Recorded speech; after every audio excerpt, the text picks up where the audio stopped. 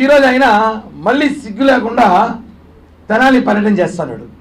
గంజాయి దాగి మహిళలపై దాడి చేసి పోలీసులపై దాడి చేస్తే ఉన్మాదులు, రాక్షసులు, డకాయిట్లు, తీవ్రవాదులు, రేపిస్టులు, శాడిస్టులకి అందరికీ సైతాన్గా ఉన్నాడు జగన్.